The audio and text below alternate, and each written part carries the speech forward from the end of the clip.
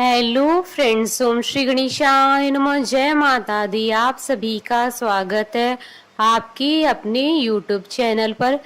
Friends, आज हम आपको इस वीडियो में बताने जा रहे हैं साल 2024 की आषाढ़ मास की गुप्त नवरात्रि का प्रारंभ कब होगा और गुप्त नवरात्रि का समापन कब होगा। गुप्त नवरात्रि की पौराणिक व्रत कथा, घट स्थापना की विधि, शुभ मुहूर्त, महत्व और उपायों के बारे में। फ्रेंड्स, वीडियो शुरू करने से पहले आपसे रिक्वेस्ट है, अगर आप हमारे चैनल पर नए हैं और आपने अभी तक चैनल को सब्सक्राइब नहीं किया है तो प्लीज़ सब्सक्राइब कीजिएगा चैनल को। साथ ही प्रेस कीजिएगा बेल आइकन को, जिससे नए वीडियो से रिलेटेड नोटिफिकेशन आपको तुरंत प्राप्त हो सके। और वीडियो पसंद आने पर वीडियो को लाइक और शेयर जरूर कीजिएगा, ताकि सभी भक्तों को इस वीडियो का लाभ प्राप्त हो सके। और कमेंट बॉक्स में जय माता दी जरूर लिखिएगा। माँ दुर्गा के भक्त साल में 4 नवरात्रि में उनकी पूजा करते हैं। इनमें से चैत्र और शारदीय नवरात्रि के अलावा 2 गुप्त नवरात्रि भी आते हैं। ये माघ और आषाढ़ माह में आते हैं। गुप्त नवरात्रि में माँ दुर्गा के 9 स्वरूपों के साथ साथ 10 महाविद्याओं की पूजा का विधान है।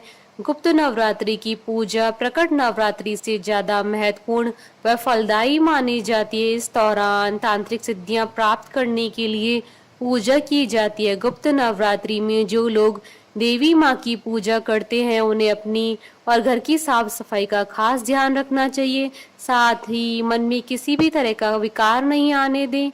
आषाढ़ मास की गुप्त नवरात्रि की पूजा के दौरान कठिन नियम का पालन करना पड़ता है।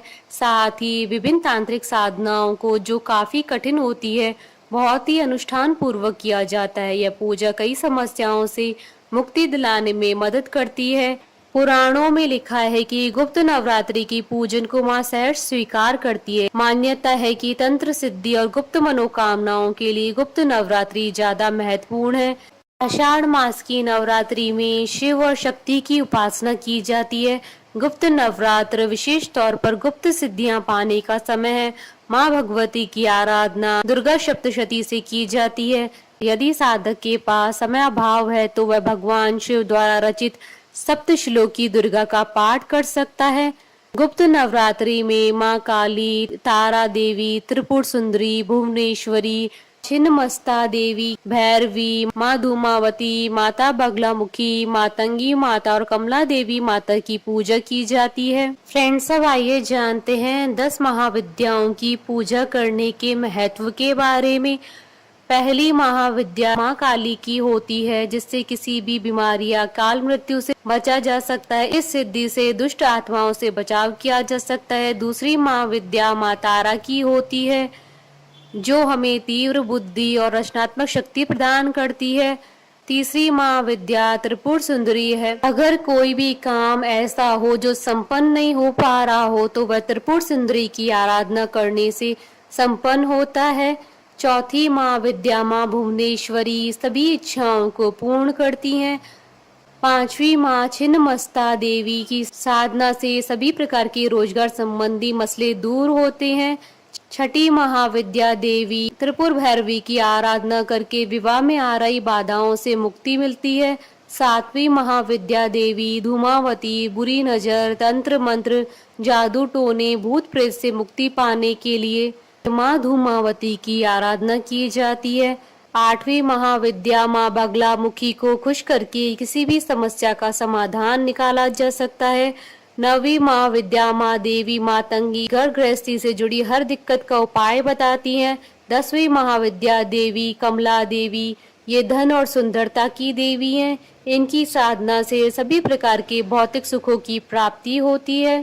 फ्रेंड्स, अब आइए जानते हैं गुप्त नवरात्रि में पूजा विधि के बारे में।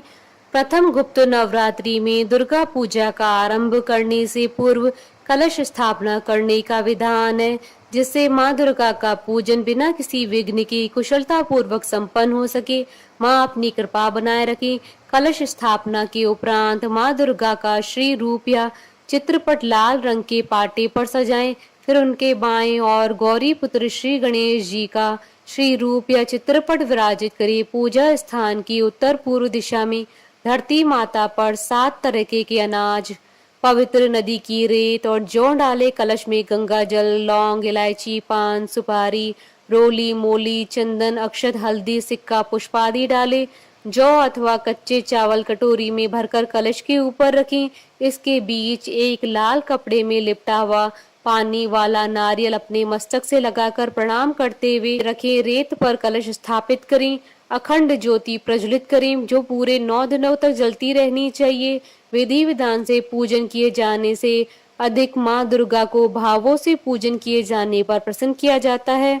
अगर आप मंत्रों से अनजान है तो केवल पूजन करते समय दुर्गा सप्तशती में दिए गए नवाण मंत्र ओम ऐं ह्रीं क्लीं चामुंडाय विच्चे से समस्त पूजन सामग्री अर्पित करें। माँ शक्ति का यह मंत्र चमत्कारी शक्तियों से संपन्न करने में समर्थ है।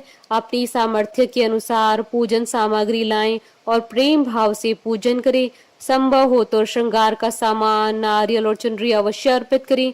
9 दिनों तक श्रद्धा भाव से ब्रह्म मुहूर्त में और संध्या काल में सपरिवार आरती करें। अंत में क्षमा याचना अवश्य करें। साथ ही अष्टमी या नवमी के दिन कन्याओं का पूजन कर व्रत को संपन्न करें। फ्रेंड्स, अब आइए जानते हैं गुप्त नवरात्रि के दिन क्या कार्य करने चाहिए और क्या कार्य न करें। 9 दिनों तक ब्रह्मचर्य नियम का जरूर पालन करें। तामसी भोजन का त्याग करें। कुश की चटाई पर शैया करनी चाहिए। निर्जला अथवा फलहार उपवास करें। माँ की पूजा उपासना करें। लहसुन प्याज का उपयोग न करें। माता पिता की सेवा और आदर सत्कार करें। ध्यान रहे इस दौरान चमड़े की वस्तु, चप्पल या बेल्ट आदि का प्रयोग न करें। फ्रेंड्स, अब आइए जानते हैं आषाढ़ मास की गुप्त नवरात्रि की शुभ मुहूर्त के बारे में। हिंदू पंचांग के अनुसार साल 2024 में आषाढ़ मास की गुप्त नवरात्रि का प्रारंभ 6 जुलाई 2024 शनिवार से होगा और गुप्त नवरात्रि का समापन 15 जुलाई 2024 सोमवार को होगा। गुप्त नवरात्रि में दुर्गा अष्टमी 13 जुलाई 2024 को है और दुर्गा नवमी 14 जुलाई 2024 को है। प्रतिपदा तिथि प्रारंभ होगी 6 जुलाई 2024 को सुबह 4:26 पर और प्रतिपदा तिथि का समापन होगा 7 जुलाई 2024 को सुबह 4:26 पर। घट स्थापना के लिए शुभ मुहूर्त रहेगा 6 जुलाई 2024 को सुबह 5:29 से सुबह 10:07 पर और घट स्थापना के लिए अभिजीत मुहूर्त रहेगा 6 जुलाई 2024 को सुबह 11:58 से दोपहर 12:54 तक। साल 2024 की आषाढ़ मास की गुप्त नवरात्रि के दिन पूरे ही दिन त्रिपुष्कर योग और सर्वासिद्धि योग का शुभ संयोग बन रहा है। इन योगों के बनने के कारण आषाढ़ मास की गुप्त नवरात्रि का महत्व कई गुना अधिक बढ़ जाता है। इन योगों में घट स्थापना करने और माता की पूजा करने से माता की विशेष कृपा प्राप्त होगी और आपकी सभी मनोकामनाएं शीघ्र ही पूर्ण होंगी। फ्रेंड्स, अब आइए प्रारंभ करें गुप्त नवरात्रि की पौराणिक व्रत कथा। गुप्त नवरात्रि से जुड़ी प्रामाणिक एवं प्राचीन कथा यह है कि एक समय श्रृंगी ऋषि भक्तजनों को दर्शन दे रहे थे। अचानक भीड़ से एक स्त्री निकल कर आई। करबत होकर ऋषि श्रृंगी से बोली कि मेरे पति दुर्व्यसनों से सदा घिरे रहते हैं, जिस कारण मैं कोई पूजा पाठ नहीं कर पाती, धर्म और भक्ति से जुड़े पवित्र कार्यों का संपादन भी नहीं कर पाती, यहाँ तक कि ऋषियों को उनके हिस्से का अन्न भी समर्पित नहीं कर पाती। मेरा पति मांसाहारी है, जुआरी है, लेकिन मैं माँ दुर्गा की सेवा करना चाहती हूँ। उनकी भक्ति साधना से अपने और परिवार के जीवन को सफल बनाना चाहती हूँ। ऋषि श्रृंगी महिला के भक्ति भाव से बहुत प्रभावित हुए। ऋषि ने उस स्त्री को आदर पूर्वक उपाय बताते हुए कहा कि वासंतिक और शारदीय नवरात्रों से तो आम जनमानस परिचित हैं, लेकिन इसके अतिरिक्त 2 नवरात्र और भी होते हैं जिन्हें गुप्त नवरात्रि कहा जाता है। उन्होंने कहा कि प्रकट नवरात्रों में 9 देवियों की उपासना होती है और गुप्त नवरात्रों में 10 महाविद्याओं की साधना की जाती है। इन नवरात्रों की प्रमुख देवी का स्वरूप नाम सर्वेश्वर्य कारिणी देवी है। यदि इन गुप्त नवरात्रि में कोई भी भक्त माता दुर्गा की पूजा साधना करता है तो माँ उसके जीवन को सफल कर देती है। ऋषि श्रृंगी ने आगे कहा कि लोभी, कामी, व्यसनी, मांसाहारी अथवा पूजा पाठ न कर सकने वाला भी यदि गुप्त नवरात्रों में माता की पूजा करता है तो उसे जीवन में कुछ और करने की आवश्यकता नहीं रहती। उस स्त्री ने ऋषि श्रृंगी के वचनों पर पूर्ण श्रद्धा करते हुए गुप्त नवरात्रि की पूजा की। माँ उस पर प्रसन्न हुई और उस स्त्री के जीवन में परिवर्तन आने लगा। उसके घर में सुख शांति आ गई। पति जो गलत रास्ते पर था सही मार्ग पर आ गया। गुप्त नवरात्रि की माता की आराधना करने से उनका जीवन पुनः खिल उठा। बोलिए दुर्गा माता की जय। हमारे साथ इस वीडियो में अंत तक बने रहने के लिए आपका धन्यवाद। ओम श्री गणेशाय नमः। जय माता दी।